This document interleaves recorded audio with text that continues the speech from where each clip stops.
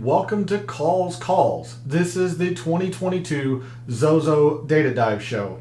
I have an exorbitant amount of an intro. I even have a note card here. The first thing I need to do is issue a mea culpa, a sincere apology.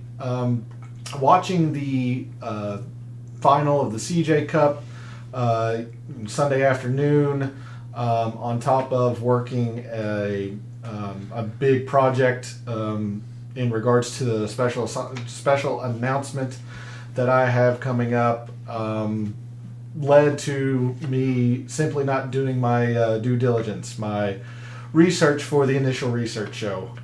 I checked a couple of things. It still had Sherwood listed as the course for the Zozo. I went with it and began the show last night. It wasn't until this morning when I started looking in, doing some research, digging into some data, and I had my shit moment. The tournament, the Zozo, is actually being played in Japan this year, as it was in 2019 at the same golf course. We will absolutely get into that. But I needed to issue an apology and a correction, and just simply I didn't do my due diligence. Like I said, no excuses. I was watching the CJ Cup. I had a little bit of a betting interest at the end of that, and then working on a project and such. But I do owe you all an apology, and for that this will be a quite a long show. I'm going to try to combine the initial research and the data all into one. Hopefully give you all a lot of information that I should have given last night. I just didn't have the right course. So we'll definitely get into all of that this evening. So again, hopefully you can you can tell me I'm a dumbass. That's well deserved, but bear with me as I feel a bit sheepish, to be quite honest. With that being said, with the tournament being played in Japan, they are roughly 13 hours ahead of us in time. So that means that all outright bets, sportsbook bets, all DFS lineups, they need to be in by Wednesday evening. I'm going to say 7 p.m.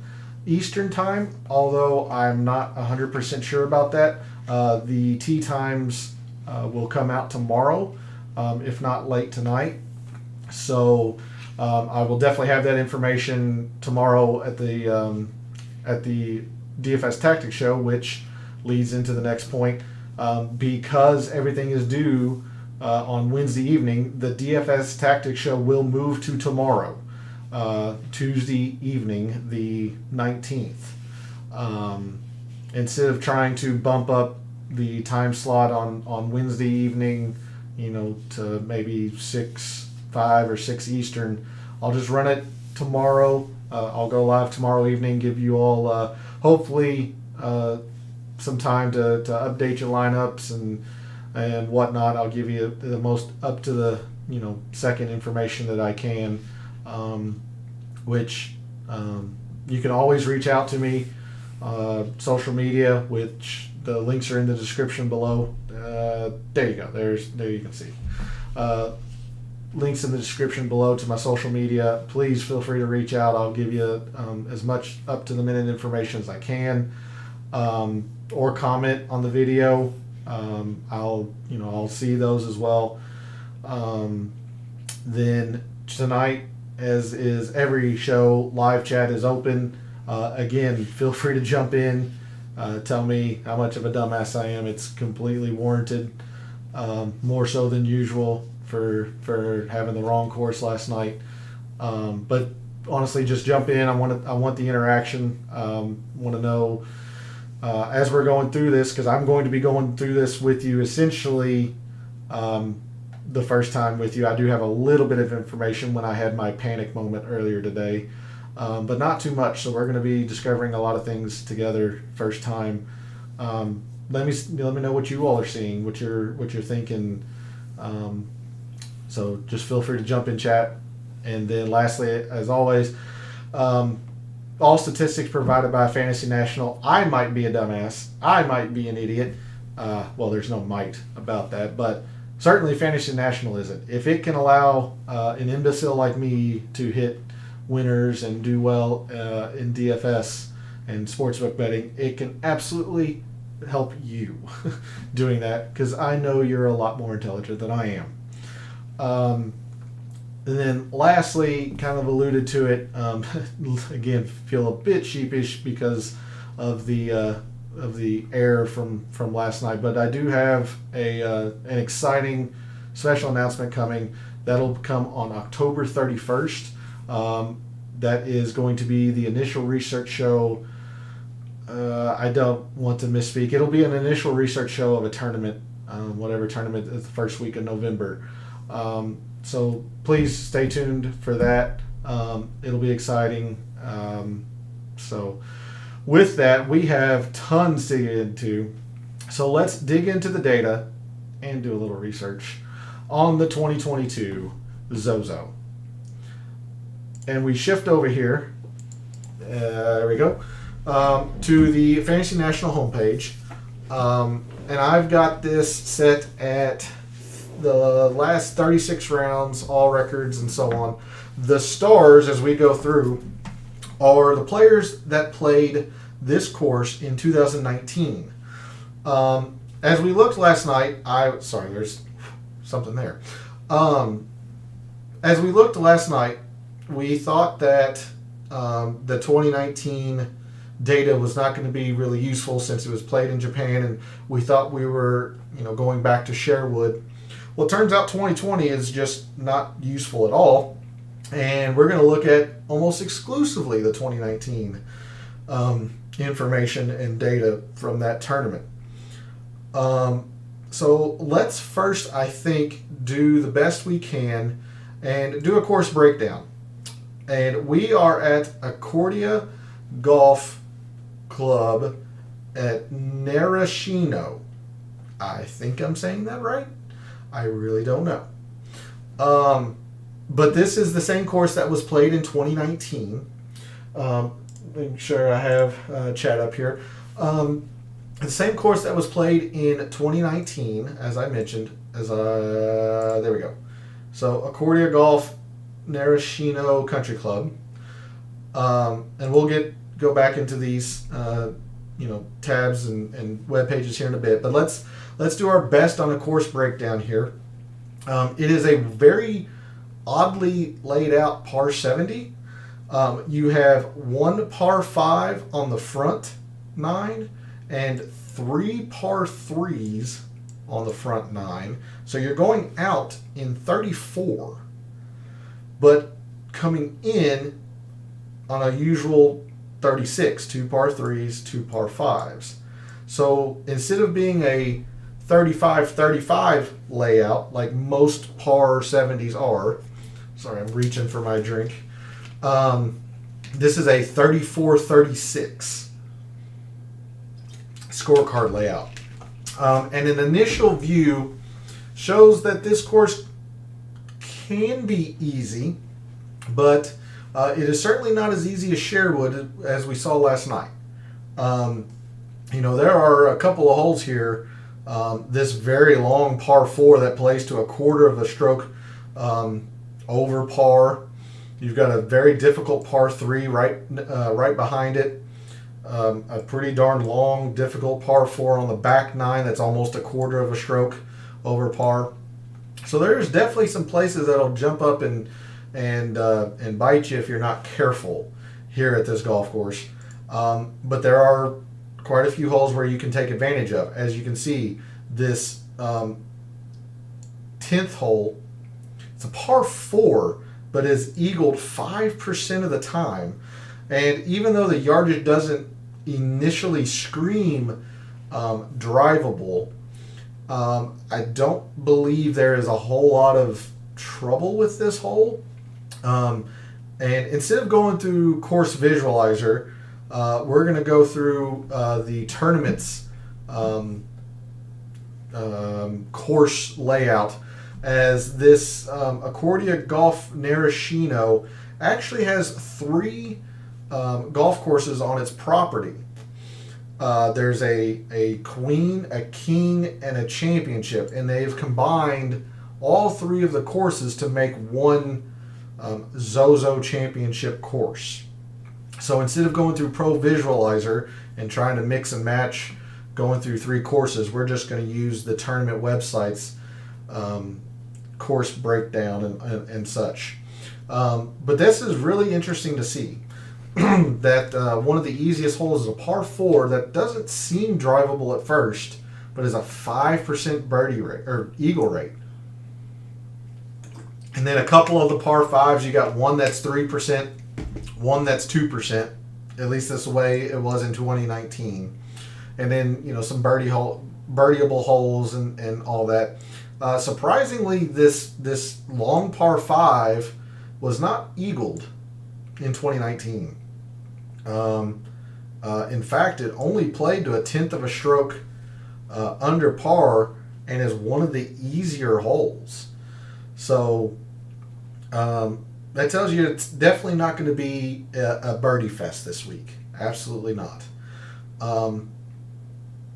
So that is the kind of the quick overview.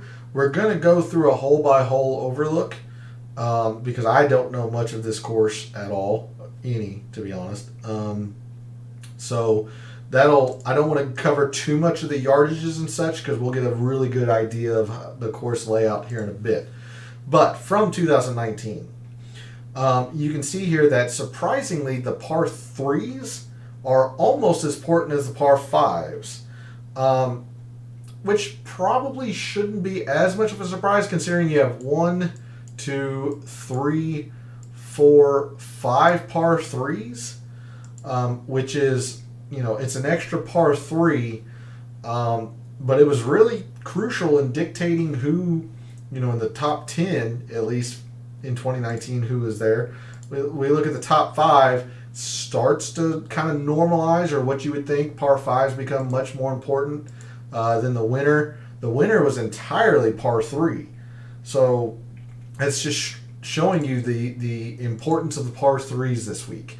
So it's definitely something we're going to look into when we dig into the data, and I wanted to mention it in the open, but this show is going to be quite a bit long because I'm going to build a data model with you in real time. I have not built one. Normally I try to build one for the Data Dive show to look at the end. I'm going to build one with you all in real time since I had my oh shit moment.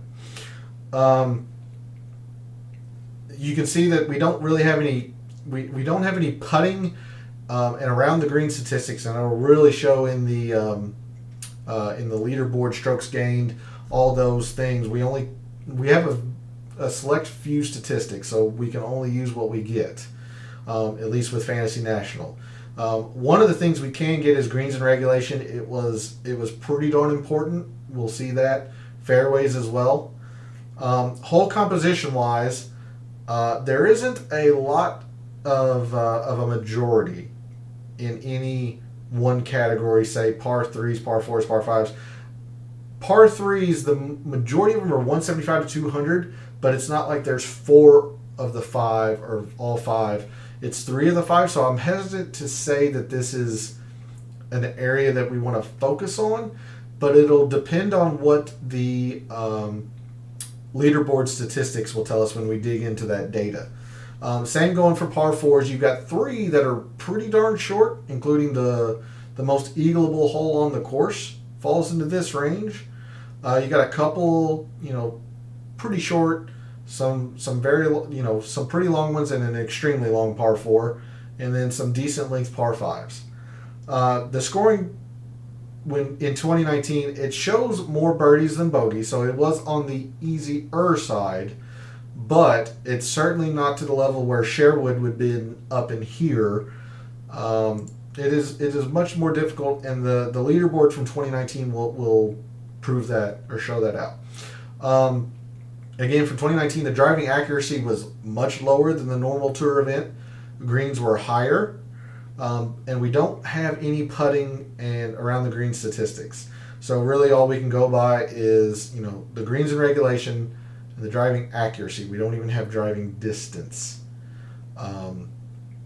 for this course. But that's a quick look at the course breakdown. I am actually going to now jump over to the website of the tournament. And you can see here's the property of Narashino, I don't know. The entire property. You can see that there are holes that are just not used, that are part of the other courses here. They've kind of combined all three into making one Zozo championship course. And you can see some water in here and such. So let's just kind of try to go through this quickly. Hole 1, par 4, 405 doesn't look all too intimidating. The one thing I have noticed is that it seems pretty narrow, and that's probably why the fairways are kind of hard to hit.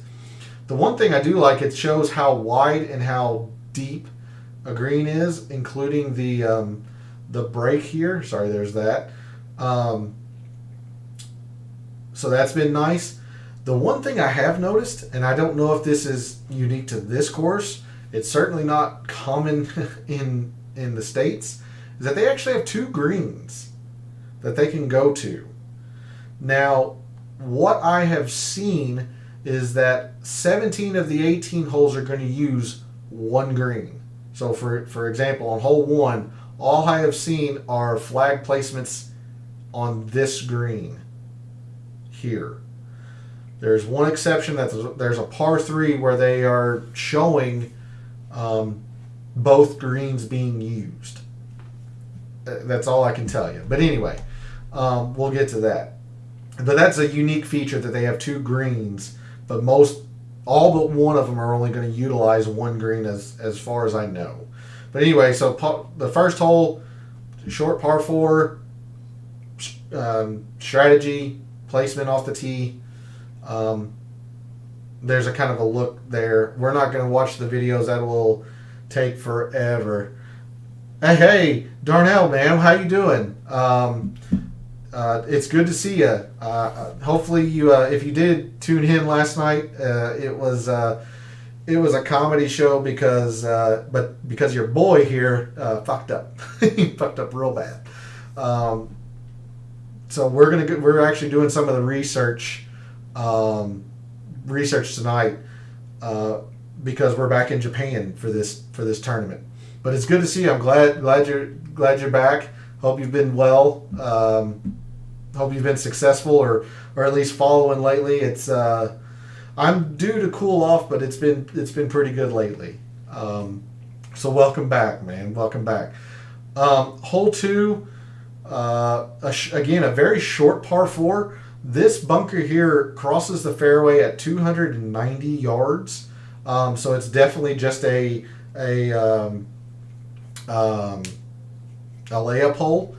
And then, going to this green, 21 wide, 23 deep. It looks like the fairway is blocked off, but it's just the fact that the trees narrow in so much at that point in the fairway. How was my slate last week? The slate was really, really good. I had an outright bet on Rory, so that was sweet. I had a lot of Morikawa Rory lineups that was pretty good. I was in on Gooch. I was in on Burns. I was in on Answer. Answer was a complete pivot for most of the contests that I saw. I was in on Answer. I was absolutely wrong on Keith Mitchell. I was wrong on. I don't know if I was wrong on Siwoo. I said Siwoo would probably do okay because it was a 4-round guaranteed tournament. He was okay until Sunday where he blew up. But yeah, it was a successful week overall. On top of hitting the outright winner in Rory, DFS was a pretty darn big hit too. I I try to be humble. The truth is it was a good weekend. It was a good weekend. But I'm glad to hear you tripled. That's what I love hearing. I love hearing the success of people that are tuning in and taking the advice that I give and using it, hopefully for good. Because if you weren't, I don't think you'd be coming back. But yeah, Same, yeah. McNeely was a big hit too, big hit. Hole 3 here at Narashino, short par 3.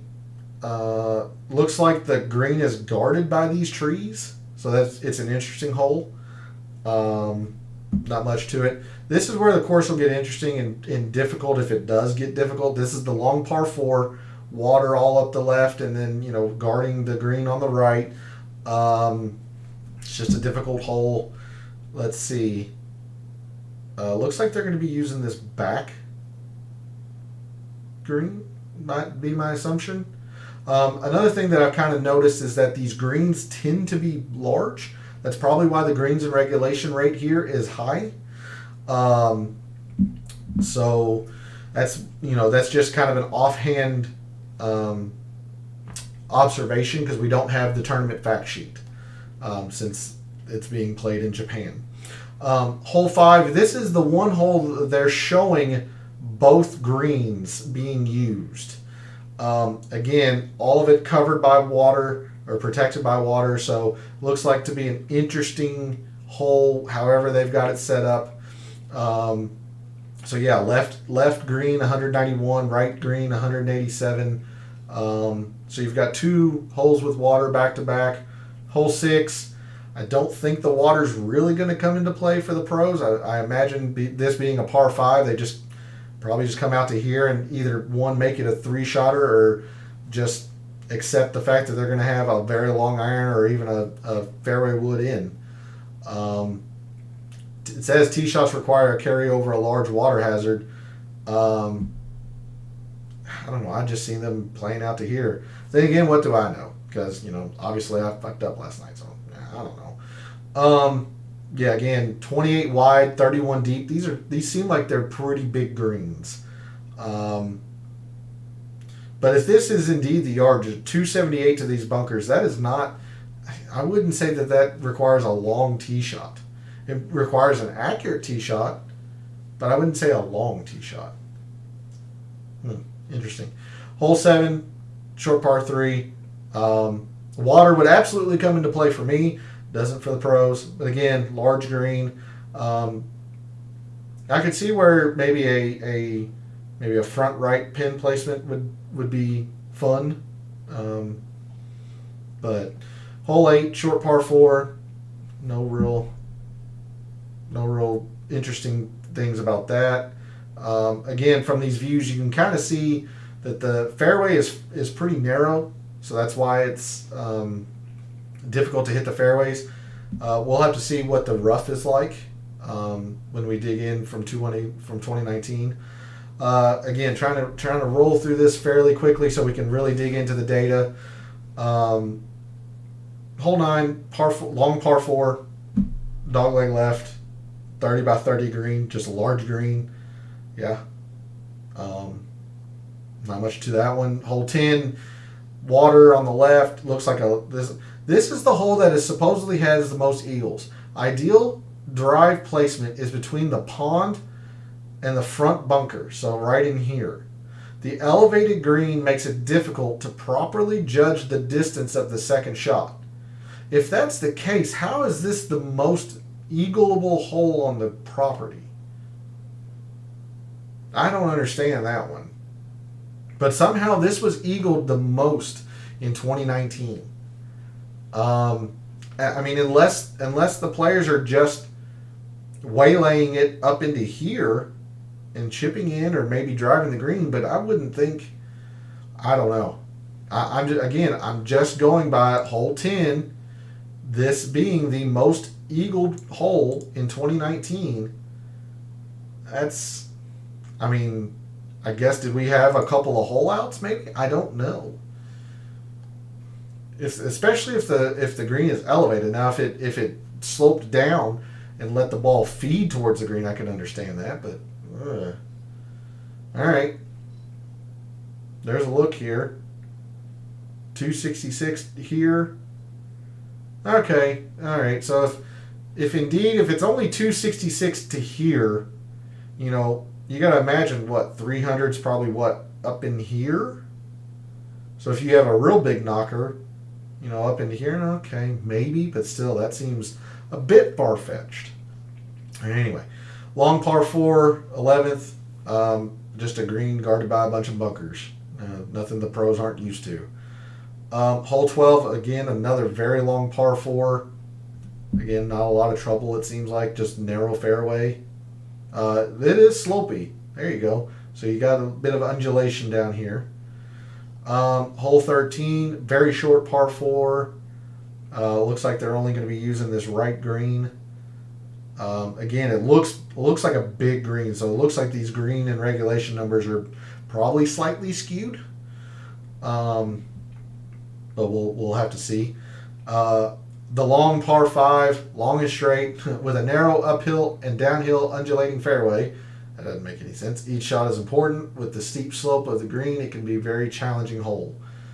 We saw that in the course breakdown in the sense that this was not eagled any in 2019. Okay, undulating and just rolling hills, I guess. Hole 15, short par 4, not much to it. Hit your irons well. Hole 16, a little bit more water. So there's some water on the course that you can absolutely get into trouble here. Looks like a very slopey green. Looks like there's a lot of bowls. Like if they put one here, you can feed the ball to this hole. You got probably what looks like a false front here. Interesting. All right. Hole 17, long par 4, dogleg left. It's a long, difficult par 4. And then the final is a dogleg left par 5. Off the tee to the front fairway bunker is 310. If players keep their tee shot to the left, it's possible to go for the green in 2, which is also well guarded by 3 large greenside bunkers. Okay. So there's the course, kind of overview of Narrow Chino. I'm going to go ahead and close that out. Gives us an idea, some water in play, narrow fairways, probably a little bit of slopey greens. But what's important to note here, even though last night I thought we were going to be focusing entirely on this, turns out it's the opposite. We're going to throw all of 2021 out because we are back at Accordia Golf in Narrow Chino. So, what do we know? They are paspalum greens. Now, that is not a very common surface here in the States. In fact, there are very few courses in the Fantasy National database that has paspalum. However, there are some PGA Tour events that do, mainly the Corrales Punta Cana Resort, which is an alternate field event for, I think it's a WGC, I can't remember. But it's an alternate field event, but at least we can gather some putting statistics off of that. As we alluded to, it looks to be a little bit on the easier side, although the first round in 2019, it says 2020, it's the 2020 season, played in 2019. It was difficult the first round, and then kind of played to average on the weekend. But hitting fairways were difficult. We kind of saw that where the fairways are pretty narrow. Course is short, 7,081 yards. I didn't highlight that. I apologize, but it's a par 70, 7,081 yards. So considering the amount of information or lack thereof that we have, we're definitely going to look at some short course metrics, which ironically we were looking at last night for Sherwood, so at least that portion stays the same. Not a lot else does, but we are definitely going to still look at short course, some data metrics there. Let's take a look at the tournament history. I had this last night sorted by 2021 since we thought we were at Sherwood, or at least I thought we were at Sherwood. But looking at 2020, so here are the players that played in 2020. I've got them starred, so when we start looking into the data for the tournament, we'll know who played in 2019. But Hideki was second that year. No surprise. It's essentially a home game in his home country. If you remember, 2019, the Zozo was Tiger Woods' 82nd win, tying Sam Snead's record. So while your defending champion is Patrick Cantlay, the last time it was played at Accordia was when Tiger won. But you see here, you got Hideki that solo second that year. You had Ryan Palmer and Xander who tied for 10th. You got a top 15 in Keegan Bradley, a couple other top 20s, and then some pretty mediocre to bad results. Remember, this is only a 73 players this week, and I know 2 have already withdrawn. Jimmy Walker I know has withdrawn. And Brendan Todd, last I saw, was on the fence. I need to double check on his status.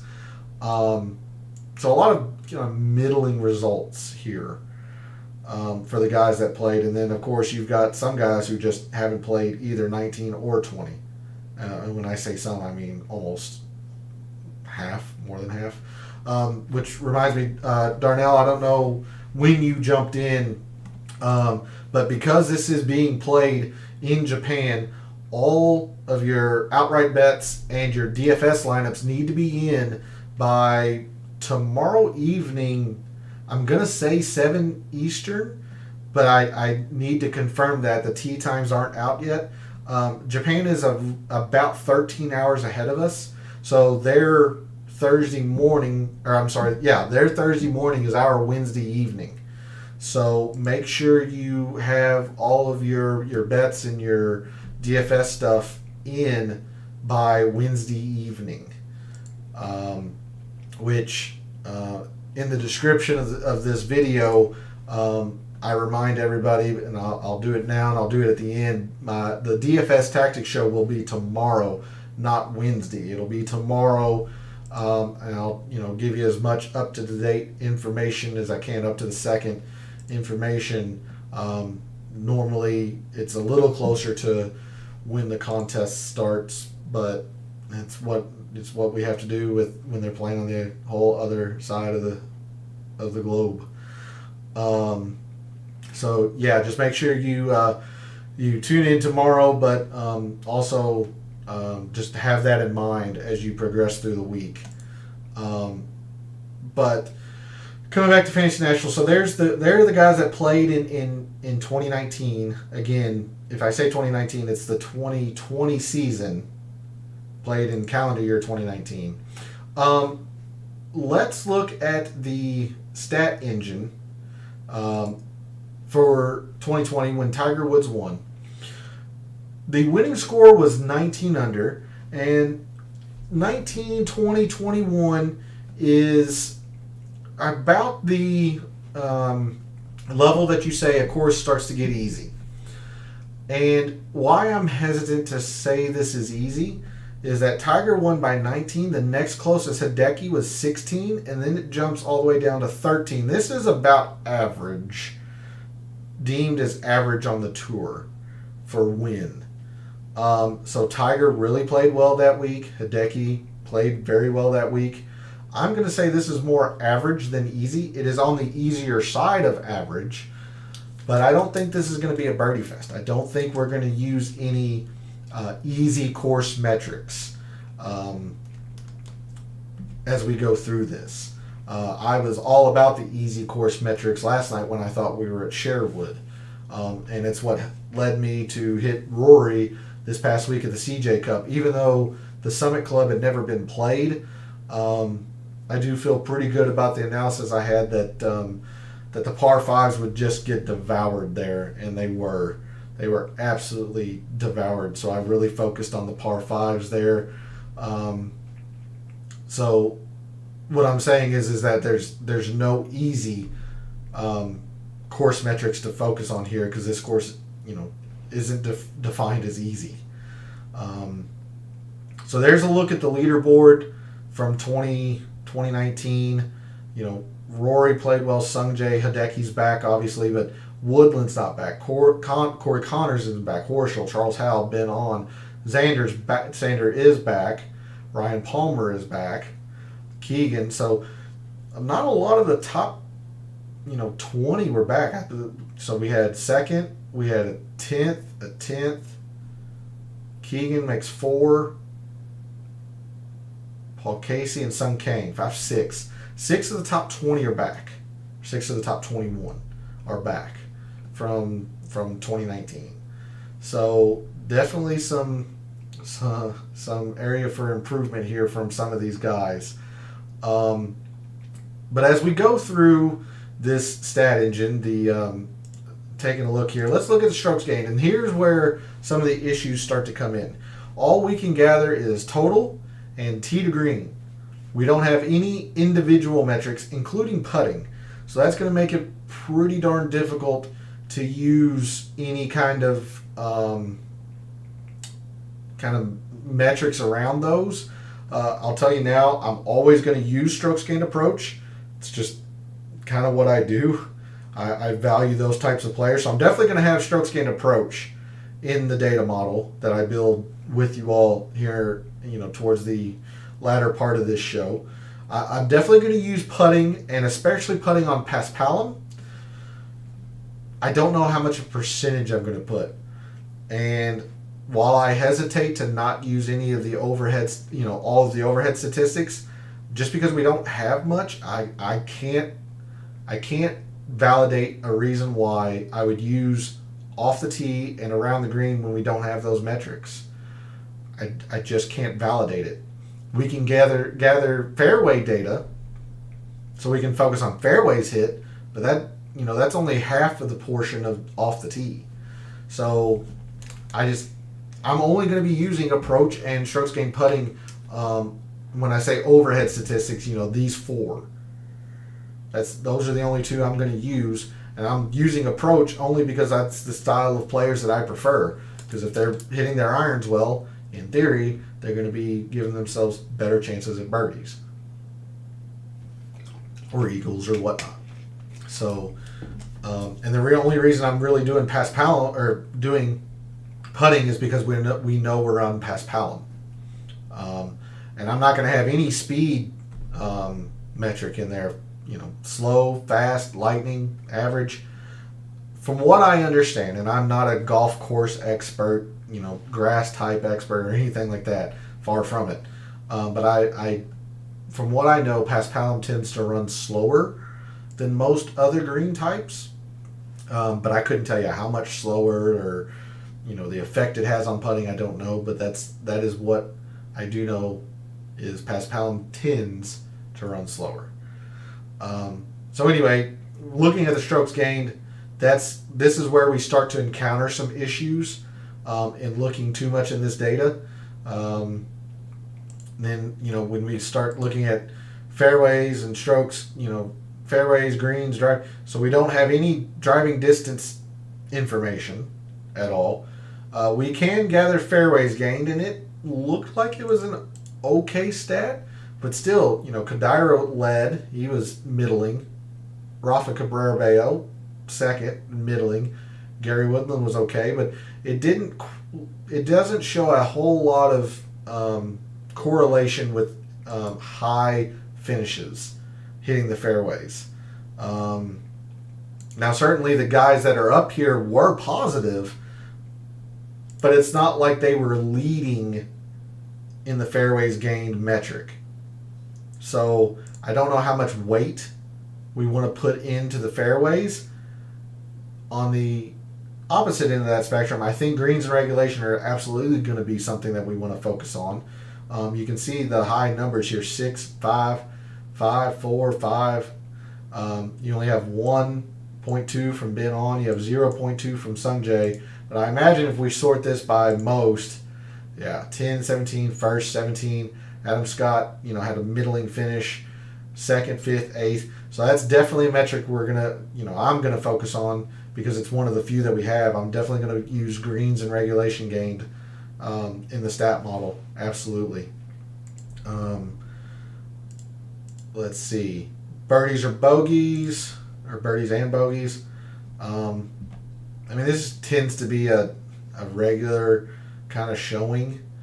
Obviously, if you're going to be up here on the top of the leaderboard, you're making a bunch of birdies and you're avoiding a bunch of bogeys. That's fairly common sense. Where I like to look at this, if I know a course is easy or if I know a course is difficult. If it's easy, I really like looking at the birdies gained on easy courses. That means those guys just aren't afraid to go low. So I really like doing that. I've used it at the Fortinet Sanderson Farms. It's what I used to hit Sam Burns at the Sanderson Farms. I used it last week at the CJ Cup to hit Rory. And then if a course is difficult, I really like looking at bogeys avoided, who can scramble their pars and such. Not knowing how this is going to play, I'm hesitant to do either of these. If anything, I would do birdies, but I just don't know. There is a statistic that isn't shown in a specific tournament, but there's something called opportunities gained.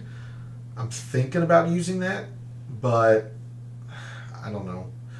We'll talk through it as we build the data model together here in a little bit, but I don't see a whole lot of use for this because we don't know how the course is going to play, or at least the guess is it's going to play to about average difficulty. Par 3 efficiency. We saw, surprisingly, how par 3s were very important in 2019. And it kind of bears out here. I'm imagining, Tiger Woods was number one in par 3s by quite a margin. And then he wins by a decent margin. But you can see here, even sorted on the strokes gained par 3, you got a first, a sixth, a 10th, 17th. Now Sean Norris, played the par 3s well. It seems like he probably didn't do much else well. But second, eighth, third. So the par 3s absolutely come into play here at Accordia. Absolutely. So if nothing else, we've established that we want to look at greens and regulation. We want to look at par 3s. Now let's see if there's any distance of par 3s that really came into play. So the 0 to 150, not really. 150 to 175, again, not a whole lot of correlation. If there is one, it's this 175 to 200. Sungjae didn't play them well, but Ben On was negative 0.6. That's not really all that terrible. Let's sort here. Yeah, here we go. So first, 13th, second, 13th, 17th. Ches Reavie was pretty good at the par 3s, but apparently couldn't do a damn thing else around the course. But yeah, so winner, second, a couple of top 15s, a top 20, and then you come down here, 5th, 6th, 8th, 10th. Yeah, this is what we like to see. Pretty strong correlation here. The par 3s from 175 to 200. I like seeing this strong correlation here. So we're definitely going to add that to the data model. Absolutely. Let's look at par 4. You got some very high strokes gained here in the par 4s. Second, 13th, third, first, 8th, 10th, 7th. Wow. Look at this. Holy smokes. What is this? First, 2, 3, 4, 5, 6, 7, 8, 13. So of the top 13, no, it says 14, 15, 16. Of the top 16 in strokes gained par 4, 13 of them finished inside the top 20. That's a correlation if I've ever seen one. Holy crap. Holy shit. So yeah, so we've got par 3s, we've got the par 3s 175 to 200, and we got a very strong asterisk, bold, italicized, underlined strokes gained par 4. All right. none of the holes played from 0 to 350. Let's see if there's any range in particular that played out. 3, 13, 10, 27, 33, 17, second. So yeah, maybe the short ones, which is ironically the one that was eagled, or the most eagleable hole.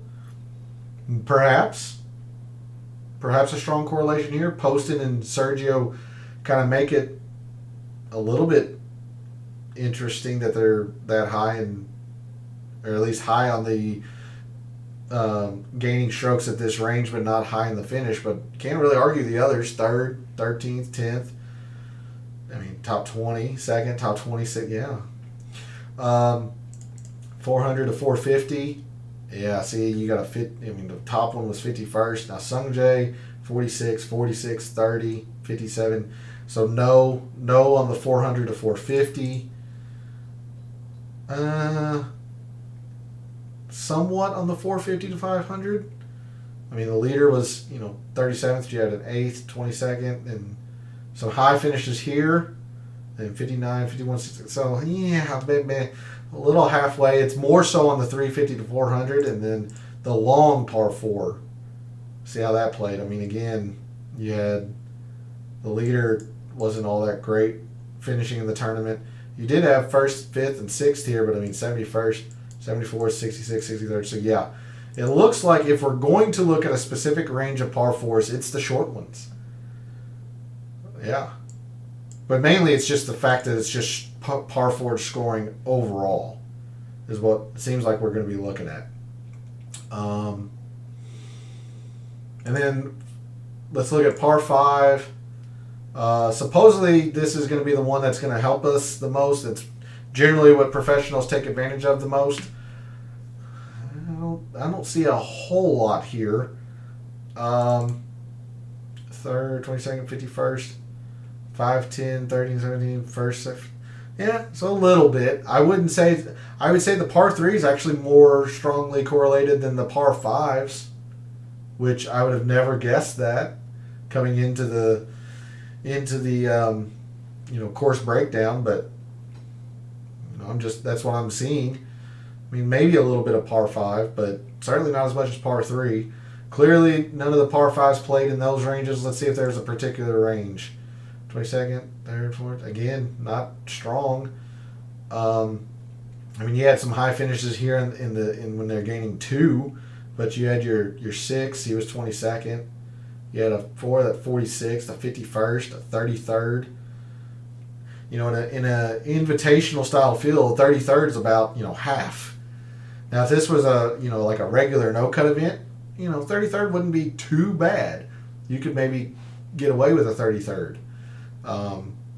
Especially if they're not widely owned, referencing DFS here, but in an invitational style field, you're looking at top 15s, maybe top 20s if you're unique enough. I just don't see it there. And then the long par 5, yeah, absolutely no correlation. 71st, 37th, 51st, 51st, yeah. So to me, it seems like the par 5s might have a little bit. It was more the par 3s and then the par 4 overall metric. So interesting stuff there. And I think that's going to do it because we absolutely have 0 on the proximity, which I hate. I love zeroing in on which proximities are going to be the most in play this week, but we don't have any of that data and we don't have any of the putting data, which is upsetting. But you got to make do with what you have. So we're definitely going to keep this up. I'm going to go back to this start at the Fairways and Greens thing. Before we dig into the data model, let's just kind of go through a high-level overview here of what we got. A lot of the things, the first thing I generally do, even in the initial research show, once we establish, green type and we think whatever speed it's going to be and whatnot, let's just take a look at past Palom. And let's do all rounds because it's very rare, all records. Oh, that helped. None of these guys apparently have any rounds on past Palom, at least for putting. Like let's see, CT Payne here on Pass Pelham. Okay, so Corrales, he's played it, but we don't have the putting statistics for Pass Pelham. So all we can go by would be the strokes gained total on Pass Pelham. That's a very sketchy thing to do. That's very dangerous because you're to use a data term, you're extrapolating a little bit too much there. But it might be something we just kind of have to do and keep that in the back of our mind, that it might not be a complete picture of that's why guys are doing well or not well because of their Pass Pelham greens. What's this HOL? Where is this played? Oh, Mayakoba. Yep, so that's overseas as well. Yeah, okay. So I believe the only Pass Pelham that, maybe we don't have it here in the States. For some reason, I thought Kiowa Island had Pass Pelham, but I could be wrong on that. So yeah, the Zozo, the Mayakoba, and Corrales. Those are really the only places we've seen Pass Pelham. Where's the CIMB? Where is the CIMB? Leaderboard.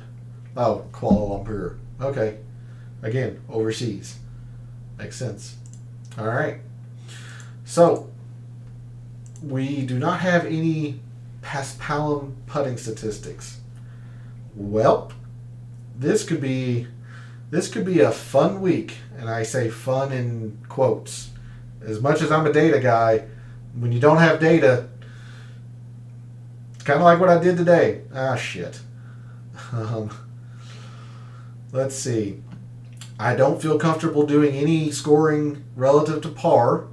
We tried looking at Pass Pelham greens. We could try looking at difficult to hit fairways. Now, are they going to be difficult again? Can't really say. They were in 2019. So if I've gathered all records, let's see. So that's most is 26. So let's just filter it down to the last 24. And Darnell, I know you haven't been here in a while. I've really started using this time frame here, this last 6 months time frame. I've really started liking using that because for some of these guys, if you kept that, as an all records, some guys 24 rounds could stretch back to 2018, whereas another players in the same field 24 rounds would be 3 months ago. So using this there it goes. Using this has kind of brought everybody on a closer or more normalized base, and then from there you can limit your rounds. So if some guys only have 8 rounds where some guys have 24, well, there you go. You just you weight the 24 higher just because they know or they've played it more. Whereas the 8 could be small sample size or anything like that, but at least it's more normalized. You're not comparing some guys 2018 to somebody's 3 months essentially. Yeah, technically speaking, recent form. However, there is something to, and again, I'm not disagreeing with you, just giving you devil's advocate. If a guy has tremendous course history but is not arriving in good form, sometimes that can override it. Now, certainly when you have good recent form and course history, that's where you're going to get your betting favorites. Sometimes course history can override recent form. For whatever reason, the guy likes the sight lines, the angles off the tee, or he's just simply played it enough that he knows where to miss and where not to miss and stuff. I'm certainly not disagreeing with you. There are some rare exceptions where recent form might not be the only factor. But most of the time, yes, it is best. But yeah, so that's why I've started using that. So in the last 24 rounds, using the difficult to hit fairways metric, it looks like Maverick McNeely has been your number 1 strokes gained player. Hideki, Xander, Johnny Vegas, and Henrik Norlander are your top 5. Looking specifically off the tee on difficult to hit fairways, you've got Joaquin Niemann now is number 1. Then CT Pan, there's Vegas, there's Hideki, and Will Zalatoris jumps into number 5. Kyle Stanley, 6th. Maverick McNeely, 7th. So a little bit of overlap. Interesting to see Kyle Stanley there, as he's more of an iron player. But interesting. He just can't chip or putt. That's Kyle Stanley. If he makes a putt, he's going to win a tournament because he's a very good ball striker. Interesting to see there. So I'm going to keep this filter on, this difficult to hit fairways. Let's take a look at this metric here, fairways and greens. So who hits the most fairways on difficult to hit fairways? Well, no surprise. You've got Brendan Todd, Adam Long, Kyle Stanley, Pat Perez, Doug Gim. None of these guys scream distance, obviously. They're all your fairway finders. The highest one that has some amount of distance is CT Pan, 25th and 13th. Wesley Bryan, that's interesting. Now, he only has 3 rounds. He's 13th and 19th. Grillo, 24th and 20th. Ooh, Eric Van Rooyen, 11-21. I like that. So, yeah, so the top of the leaderboard here, or the strokes gained for fairways on difficult to hit fairways, are your fairway finders. No shock there. Just kind of taking a look at greens, because greens seem to be very important. Johnny Vegas. So Johnny Vegas has popped a few times here on these first looks on data models. He's number 1 in greens when fairways are difficult. Interesting. Morikawa, no surprise, he's up at the top. He's 2nd. Xander 3rd. Will Z 4th. Luke List 5th. There's Stanley. There's Casey. McNeely again. Grillo again. CT Pan. Niemann. So, all right. So we're starting to see some overlapping names here. Let's come back to the full-on strokes gained. So that was interesting to see this when the fairways were difficult to hit. Again, we don't know about the rough. We don't know about the green speed. We could look at par 70s. Although, if we're going to look at par filters, I just much prefer the course length, which is where I'm going to go to next. Let's look at short course. Let's look at short course metrics here. And again, this is in the last 6 months. It looks like the highest is 13. I'm wondering if we expand that out. Yeah, see, I was seeing that a little bit earlier today. This is one time where I'm going to bring it out to the last 12 months because let's look at Sepp Straka, for example. The last 36 months, you have some decent, courses to look at. Mainly the OHL, which is, another overseas tournament, and so on. Sony is a very short coastal course. Amex is short. There's a lot to gain here. Just give yourself some more data. You're going from, essentially 12 rounds to 36. Now, understand that you're going a little, quite a bit further back in time. I'm weighing the benefit of gathering more data versus the potential volatility of increasing the time. And to me, gathering more data would outweigh the potential volatility. But that's something that, hopefully you're a member of Fantasy National and you can weigh that yourself. But that is where I am leaning in my thought process. So I'm going to bring it out to the last 12 months, 36 rounds. So on these short courses, who's the best? Cameron Tringali is number 1. Chris Kirk, Siwoo. There's Grillo again, 4th. Jones is 5th. Neiman, McNeely again. Charlie Hoffman, who tends to play these very short courses well. Interesting to see there. Let's kind of take some looks here at the other things we were looking at. Fairways, I guess we can look at it, but It's going to be a lot of the same guys. Brendan Todd. There's Grillo again. Norlander, Stanley. Greens on short courses. Look at that. Grillo, number 1. Tringali, 2. Stanley, 3. Paul Casey. I don't know. There's Sam Ryder is a name that I haven't seen in a long time. Doug Ginn, Matthew Neesmith, Keegan Bradley. Interesting. I mean, even Vegas, he's up there. So he was up there. I mean, he's 13th here, but he was 13th greens on short courses, and he's first on greens and difficult to hit fairways. Sounds like Johnny Vegas might be trending up in our eventual mixed condition model here. Let's see. Anything else we looked at? Can't really look at proximity.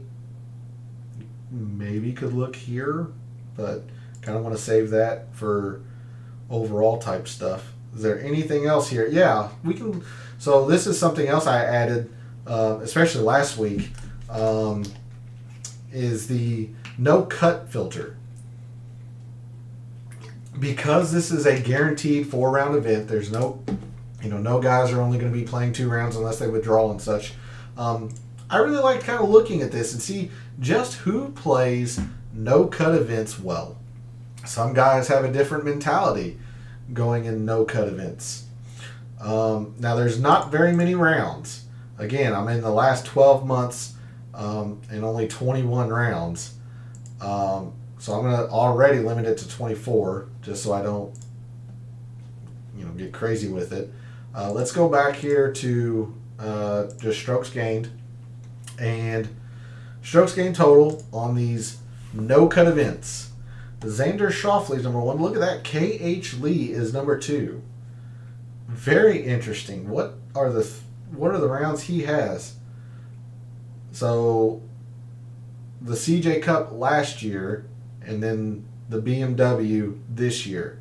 So he doesn't have the CJ Cup in this past week yet. Very interesting. But he's playing them all well. Look at that.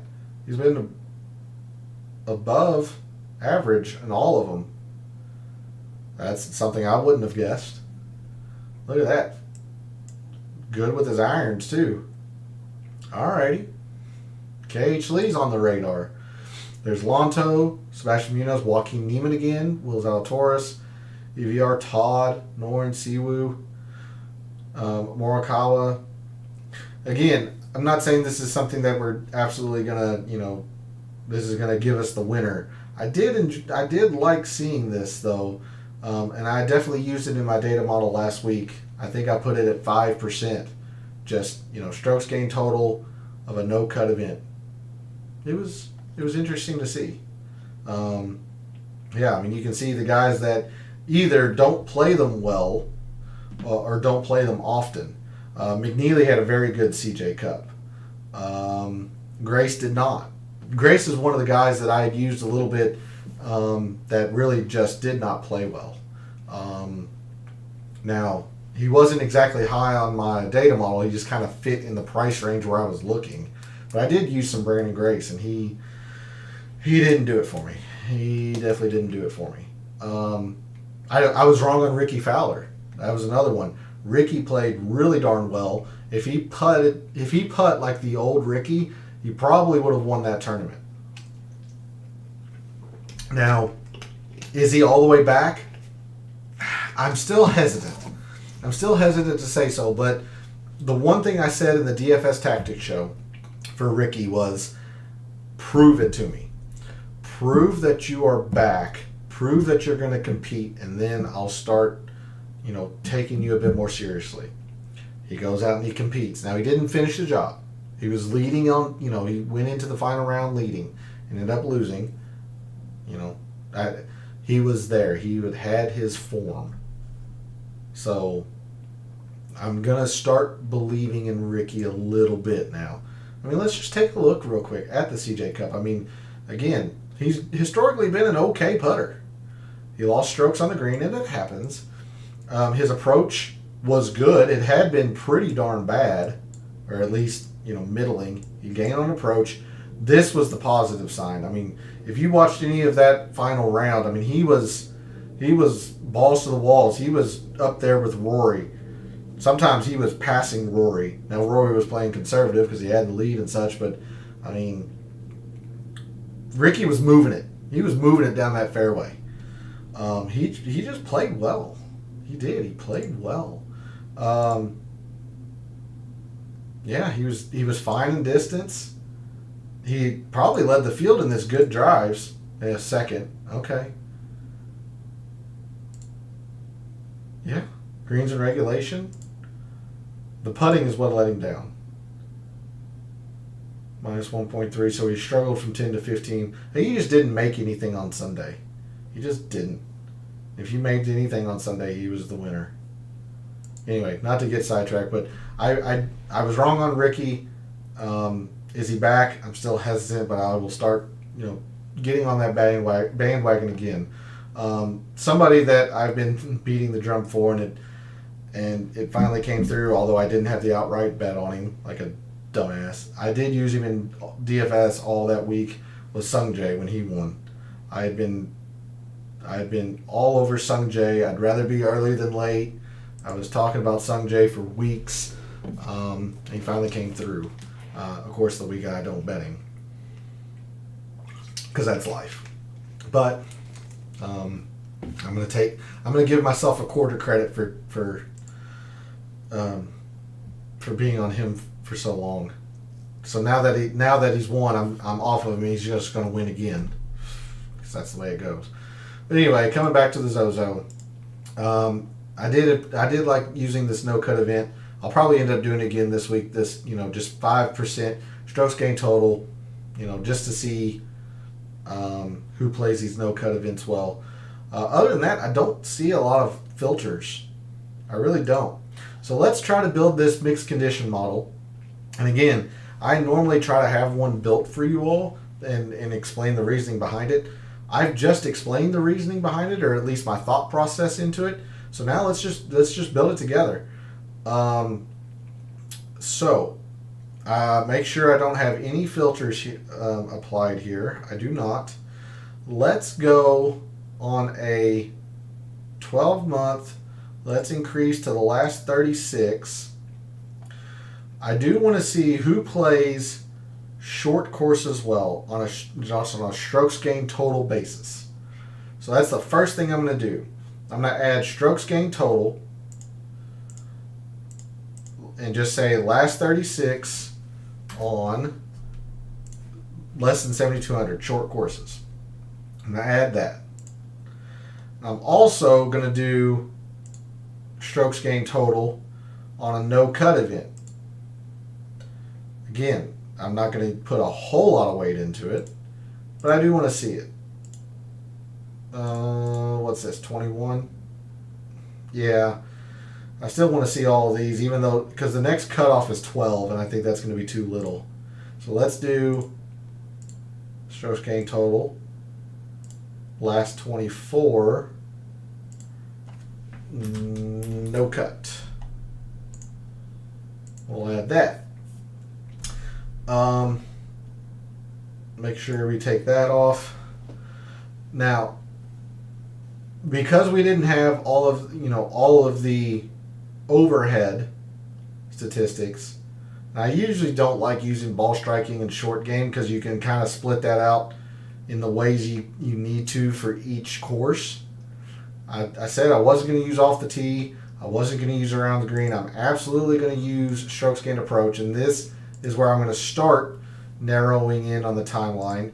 I do want the last 36 rounds. I just want to see who's consistently been hitting their irons the best. Again, double checking, make sure I don't have any of these filters applied. Last 36 rounds, who's just the best at ball striking? Well, no surprise, it's Colin Morikawa. Strokes gained approach, last 36, add it.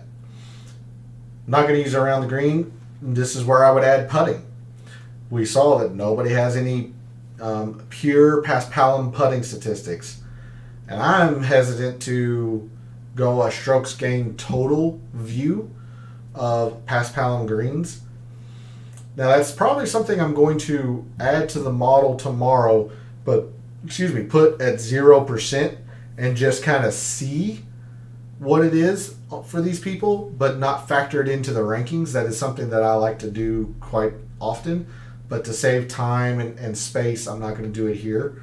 But I'm probably going to add it as just a 0%er tomorrow. And if I do, I'll definitely have that on the spreadsheet that I generate. Moving down to birdies and bogeys. Again, there's this opportunities gained. This would be the only one that I would want to use of this area. I don't think I want to use birdies are better. Yeah. I don't know. I don't think it's going to be difficult, so I don't want to look at bogeys. I don't think there were enough eagles to justify looking at eagles. If I did anything, it would be opportunities gained, and this might be another one of those 0%ers where I add it, put it 0% and just look at it as like a tiebreaker between players if I'm choosing between them.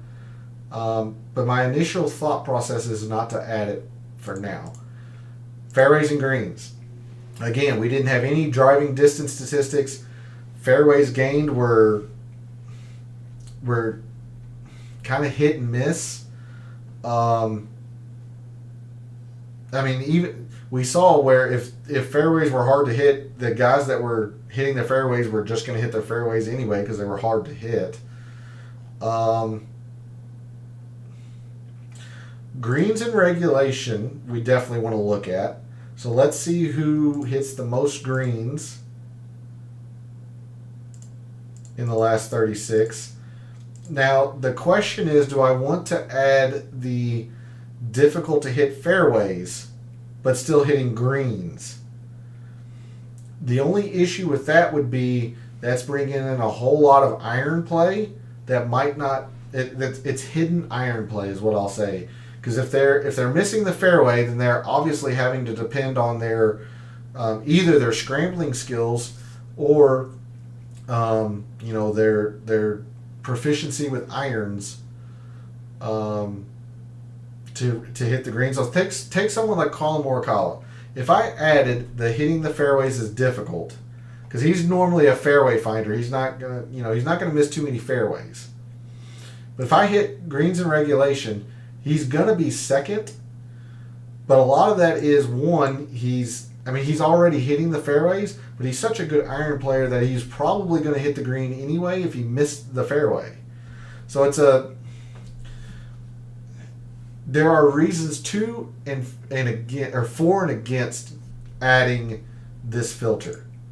And right now I think I'm not going to use it. I'm just going to use greens in regulation as a baseline. That's where I'm leaning. That could change. Proximity, we didn't have any data on that. This is where it gets interesting. Let's look at par threes. We definitely want to see par threes. Who's the best at par threes in the last 36? And I believe it was this range, the 175 to 200. And again, I don't think there's any filters par threes are par threes, whether the course is long or short.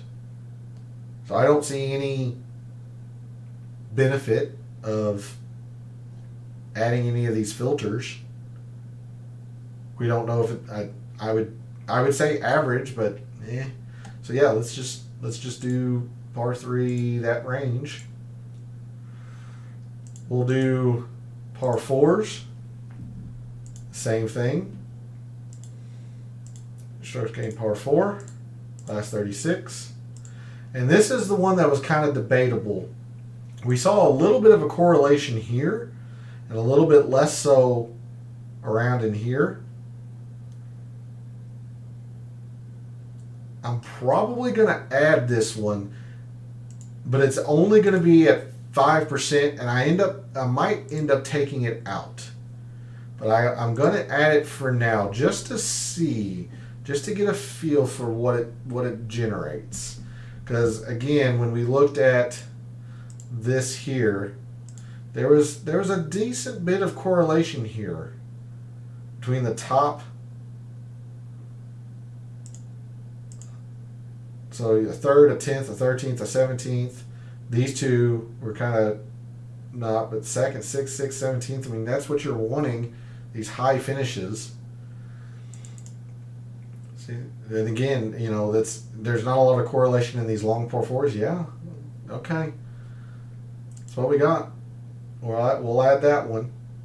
And then lastly, I am going to look at the par fives. We saw that there wasn't a ton of correlation, but we're still going to look at it because the course breakdown, it was pretty clear. I mean, the par fives are still very important here at Accordia. So let's just add par fives in the last 36. And this is a very odd data model that I use because I really like getting as specific as I can with this. But let's look and see what we have. We have 9 metrics here. And I mentioned how this one was absolutely good. Well, I don't know. With only 9 metrics, this one's absolutely only going to be at 5%. Absolutely only 5%. The other one I looked at that I mentioned was only going to be at 5% was... Which one was it? It was one of these. This one. No? No, I can't remember. What I do know I want, I'm going to look at approach. That's what I focus on. So all of these could be 10 and I can bump one to 15. I don't know if I want to do that. Is there any of these that I think should be at 5%? We saw that par 3s were really important. We'll put that at 10. Par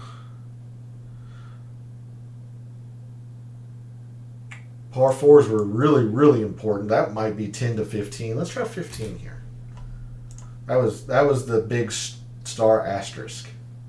Yeah, let's just try this. Just as a first initial run through. You could argue this needs to come down to 5%. I won't tell you you're wrong. But, just to save time and such, let's just see what this spits out. So we're focusing mainly on approach, and if you followed me for any time, you know that's what I do anyway.